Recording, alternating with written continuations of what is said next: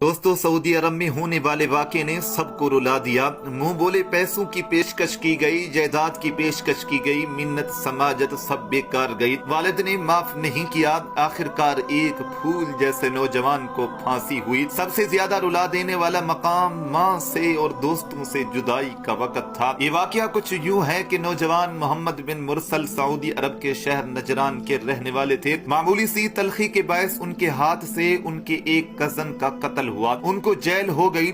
Jail में कुछ अरसा गुजारने के बाद अदालत ने कसास में उनकी गर्दन उड़ाने का हुक्म दिया। अलबत्ता शरई तौर पर मकतूल के वरासा के पास दियत लेने या फी सबीलिल्लाह माफ करने का इख्तियार भी था। मोहम्मद बिन मुरसल के कबीले के बच्चों, बुजुर्गों और नौजवानों ने ये फैसला किया कि मकतूल के कबीले के सामने माफी की दरखास्त रखी जाए। वो चाहे दियत लें, वो चाहे तो माफ करें। ये दरखास्त रखने का इतना मुनफरिद अंदाज था, ये इतनी आजिजी और फरियाद लेके आए थे कि पूरा अरब चीख उठा कि इनको माफ कर दिया जाए। मोहम्मद बिन मुरसल के कबीले के छोटे बड़े बुजुर्ग बच्चे सब मकतूल के दरवाजे पर पहुंच गए। मकतूल के वरासा को बुलाया गया। उनके सामने कबीले के सरदारों और शेखों ने अपनी पगड़ियां उतार दी। जवानों और बच्चों के माफी मांगने का जो अंदाज था वो बड़ा ही दर्दनाक था। इज्जत और फख्र समझी जाने वाली चीजें और अशिया उतार कर मकतूल की चौखट में रख दिए। अपनी चादरों घुटनों को बांधकर जमीन पर लेट गए।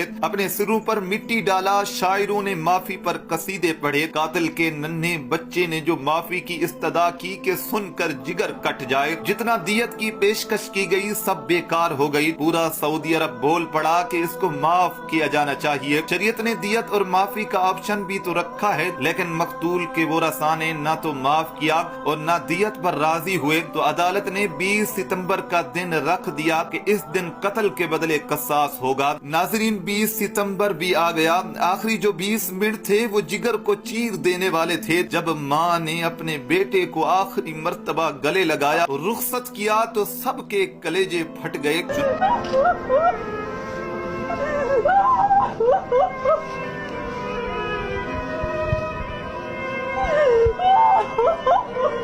नाचे 20 सितंबर को नौजवान मोहम्मद बिन मुरसल की गर्दन कसास से उड़ा दी गई। ये पहला कातिल था जिसके लिए पूरे अरब में मगफरत की दुआएं हो रही हैं। लोग हमदर्दी का इजहार कर रहे हैं, लेकिन दूसरी तरफ इस्लामी कानून अपनी जगह पे कितना मजबूत दीवार बन के खड़ा रहा, ये सोचने वाली बात है। इतना कुछ होने के बावजूद भी कानून अपनी जगह पे नाफिज हुआ।